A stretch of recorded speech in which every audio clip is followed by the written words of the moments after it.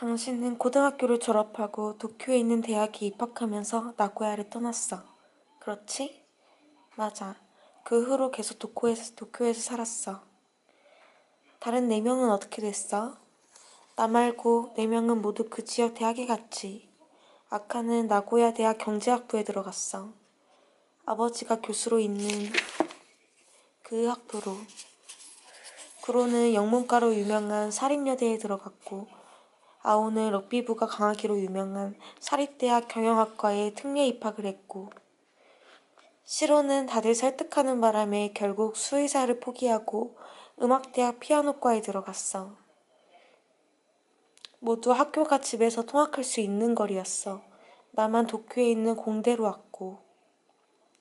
왜 도쿄에 올 생각을 한 거야? 아주 간단한 얘기야.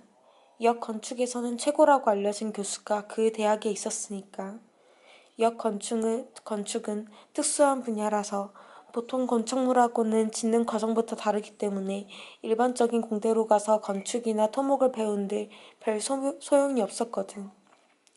전문가에게 집중적으로 배울 필요가 있었어. 한정된 목적은 인생을 간결하게 한다. 하고 사라가 말했다. 스크루는 거기에 동의했다. 그럼 다른 4명이 나고야에 머문 것은 그 아름다운 공동체를 훼손하고 싶지 않았기 때문이었을까? 3학년이 되었을 때 5이서 진로에 대해 의논을 했어. 나 말고 4명은 나고야에 머물면서 그 지역 대학에 갈 생각이라고 했지. 노골적으로 입 밖으로 내밀지는 않았지만 그룹을 해체하고 싶지 않으니까 그러기로 한 게 분명히. 아카는 성적으로 보자면 도쿄대에서도 가볍게 들어갈 수 있었고 부모도 선생도 강력하게 그것을 권했다. 아오 또한 운동 실력으로 볼 때 전국적으로 유명한 대학에 추천을 받아 들어갈 수도 있었을 것이다. 고로도 성격상 더 세련되고 지적 자극이 있는 도시에 자유로운 생활에 잘 어울렸으며 원래라면 도쿄의 사립대학으로 가야 했다. 나고야도 물론 대도시이긴 하지만 도쿄에 비한다면 문화적인 면에서 존재감이 희박한 지방도시라는 인상을 지울 수가 없다. 그러나 그들은 애써 나고야에 남는 방향으로 선택했다. 제각기 갈 수 있는 학교 수준을 한 단계 떨어뜨려 가면서. 단지 시로마는 그룹이라는 존재가 없었어도 처음부터 나고야를 떠나지 않았을 것이다. 그녀는 적극적으로 바깥으로 나가 자극을 받으려 하는 타입이 아니었다. 넌 어떻게 할 생각이냐고 묻기에 아직 정해진 건 없다고 대답했지. 그렇지만 그때 벌써 도쿄에 있는 대학에 가기로 마음을 굳혔어. 나도 가능하다면 나고야에 남아서 적당한 그 지역 대학에 들어가 적당히 공부하면서 친구들과 사이좋게 지내고 싶었어. 여러 가지로 그러는 쪽이 편하고 가족도 그러기를 바랬거든. 대학을 나와서 아버지가 경영하는 회사를 이어가기를 원한 거지. 그렇지만 만일 도쿄로 나가지 않았으면 나중에 후회하리란 건 난 잘 알았던 거야.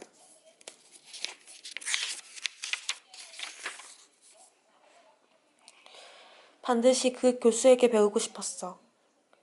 그랬구나. 그러면 도쿄로 가게 되었을 때 친구들은 어떻게 생각했을까? 다들 정말로 어떻게 생각했는지 거기까지는 당연히 난 몰라. 그렇지만 아마도 많이 낙담했으리라 생각해. 내가 빠지면 5명 사이에서 형성되었던 처음의 일체감 같은 것이 무너졌을 테니까. 케미스트리도 사라져버리고 아니면 성질이 달라져 버리겠지. 물론 많든 적든. 그러나 그들은 스크루의 결심이 굳은 것을 알고 억지로 잡지는 않았다. 오히려 격려해 주었다. 도쿄는 신칸센으로 1시간 반 정도 거리야. 언제든지 금방 돌아올 수 있잖아. 게다가 지망대학에 합격하리란 보장도 없고 말이야. 하고 그들은 농담까지 했다. 실제로 지망대학에 합격하기 위해서 스크루는 그때까지와는 다르게, 아니 거의 태어나서 처음으로 진지하게 공부해야만 했다. 고등학교를 졸업한 다음에 5명 그룹은 어떤 길을 걸었어? 처음에는 아주 잘 흘러갔지. 봄, 가을 연휴에도, 여름방학에도, 설 연휴에도, 대학 강의가 없을 때마다 나는 곧장 나고야로 돌아가 가능한 한 오래 자주 친구들을 만나려고 노력했어. 우린 예전과 변함없이 사이좋고 친밀하게 지냈어. 스크루가 돌아오면 오랜만에 만나는 친구들이라 화제가 끊이지 않았다. 그들은 스크루가 고향을 떠난 다음 4명이서 행동했다. 그러나 그가 돌아오면 이전처럼 5명 단위로 바뀌었다. 고향에 남은 4사람은 시간의 단절 따위는 애당초 없었다는 듯 자연스럽게 스크루를 맞이해 주었다. 이전과는 미묘하게 분위기가 다르다든지 눈에 보이지 않는 틈이 생겼다든지 적어도 스크루는 그런 느낌을 받지 못했다. 그는 그것이 진심으로 기뻤다. 그래서 도쿄에 친구 하나 없다는 것도 별로 마음에 걸리지 않았다. 사라는 눈을 가늘게 뜨고 스크루의 얼굴을 바라보았다. 그리고 말했다. 도쿄에서 친구를 하나도 사귀지 않았어? 친구가 잘생기지는 않았지. 무슨 이유에서인지 난 원래 사교성이 좋은 타입은 아니야. 그렇다고 방에 틀어박혀 지낸다든지 하는 성격도 아니지만 나에게는 태어나서 처음 경험하는 혼자만의 생활이었고 뭘 하든 자유로웠어. 나름대로 즐거운 날들을 보냈지. 도쿄에는 철도가 그물론처럼 사방에 깔렸고 무수한 역이 있고 그래서 그걸 보고 다니기만 해도 시간을 보낼 수 있었던 거야. 이 역, 저 역 다니면서 그 구조를 조사하고 간단히 스케치도 하고 문득 떠오르는 것을 노트에 적기도 하고 정말 즐거웠겠구나. 그러나 대학 생활이 그리 즐겁지만은 않았다. 일반 교육과정에서는 전공 관련 강의가 적었고 대부분의 강의는 평범하고 지겨웠다. 그렇지만 고생해서 들어온 대학인데 하는 생각으로 수업은 거의 빠지지 않았다. 독일어와 프랑스어도 열심히 공부했다. 영어 회화 교실도 다녔다. 자신에게 어학적인 재능이 있다는 것도 새롭게 발견했다. 그러나 스크루는 주변에서 개인적으로 관심을 끌만한 인물을 하나도 발견하지 못했다. 고등학교 시절에 만난 색채가 선명하고 자극적인 남녀에 비한다면 누구랄 것도 없이 하나같이 활기도 없고 밋밋하면서 개성이 없어 보였다. 깊이 사귀고 싶다는 생각이 드는 상대는 한 번도 만나지 못했다. 그래서 도쿄에서는 거의 혼자서 시간을 보냈다. 그 덕분에 전보다 훨씬 책을 많이 읽었다. 외롭다는 생각은 안 들어? 물론 고독하다는 생각은 들었지. 그렇지만 딱히 외롭지는 않았어. 아니, 그렇다기보다는 그 당시 나는 오히려 그게 당연한 일이라고 생각했던 거야. 그는 아직 젊었고 세상이 어떻게 돌아가는지 잘 몰랐다. 흔한 도쿄라는 새로운 장소는 그때까지 그가 생활했던 환경과는 많은 것이 너무나 달랐다. 차이는 그가 미루어 짐작했던 것 이상이었다. 규모가 너무 컸고 내용도 단위도 다양했다. 뭐든지 선택지가 지나치게 많은 데다 사람들의 말투도 이상했고 시간의 흐름도 빨랐다. 그래서 자신과 주변 세계의 균형을 잡기가 힘들었다. 무엇보다도 그때 그에게는 아직도 돌아갈 장소가 있었다. 도쿄역에서 신칸센을 타고 1시간 반 정도만 가면 흐트러짐 없이 조화로운 친밀한 장소에 돌아갈 수 있었다. 거기서는 시간이 평온하게 흐르고 마음을 열 수 있는 친구들이 그를 기다렸다.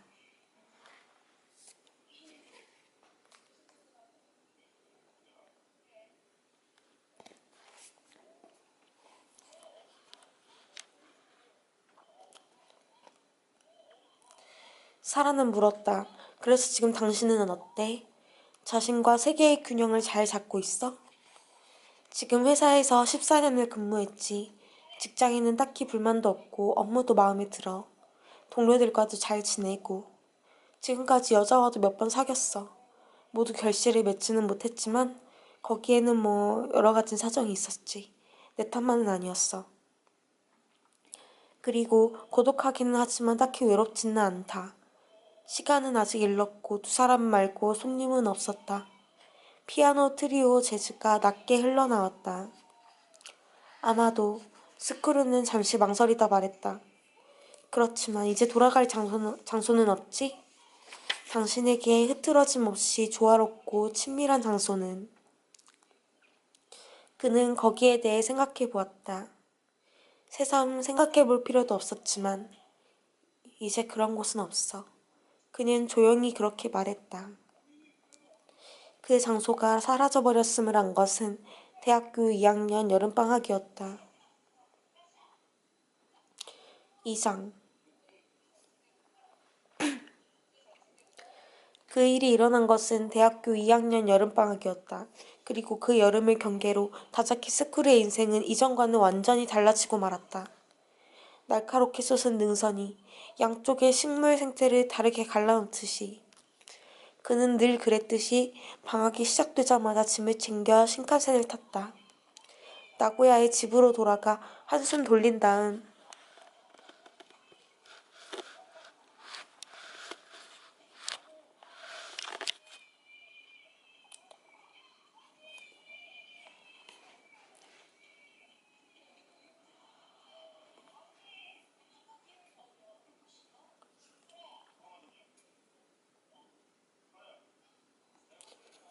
바로 4명의 집에 전화를 했다.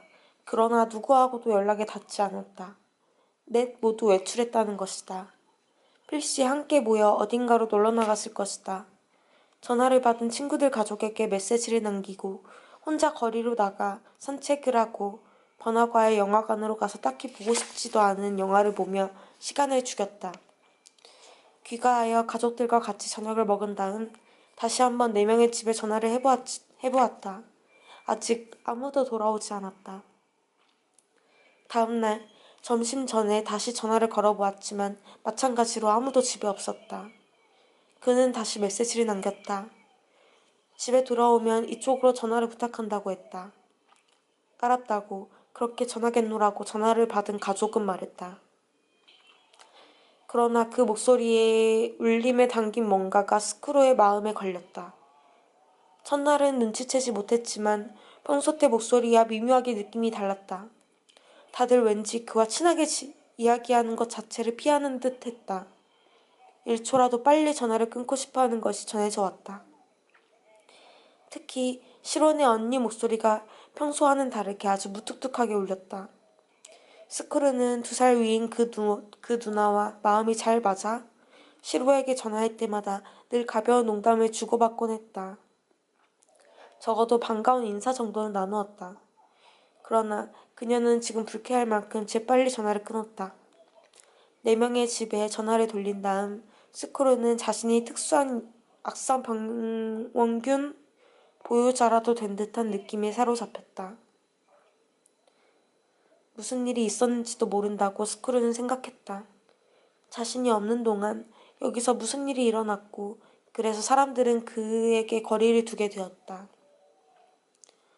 어떤 부적절하고 바람직하지 못한 일이 그러나 그것이 도대체 어떤 일인지 어떤 일일 수 있는지 아무리 생각해봐도 짐작이 가지 않았다.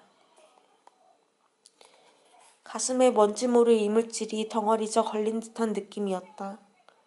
토해버릴 수도 소화시킬 수도 없었다.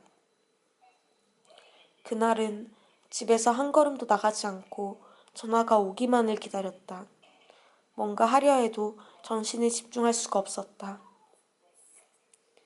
자신이 나고야에 돌아왔다는 사실을 4명의 가족에게 거듭 전했다. 평소라면 금방 전화가 오고 들뜬 목소리가 들려왔을 것이다. 그러나 전화벨은 언제까지고 굳은 침묵을 지켰다. 저녁이 되어 다시 한번 전화를 걸어볼까 스크루는 생각했다. 그러나 마음을 고쳐먹고 그만두었다. 다들 진짜로 집에 있었는지도 모른다. 그러나 전화를 받고 싶지 않아서 없는 척한 것지도 모른다. 혹시 다자키 스크루한테 전화가 오면 없다고 해줘 하고 가족들에게 부탁을 해두었을지도 모른다. 그래서 전화를 받은 가족들의 목소리가 묘하게 어색했던 것이다. 왜? 이유는 떠오르지 않았다.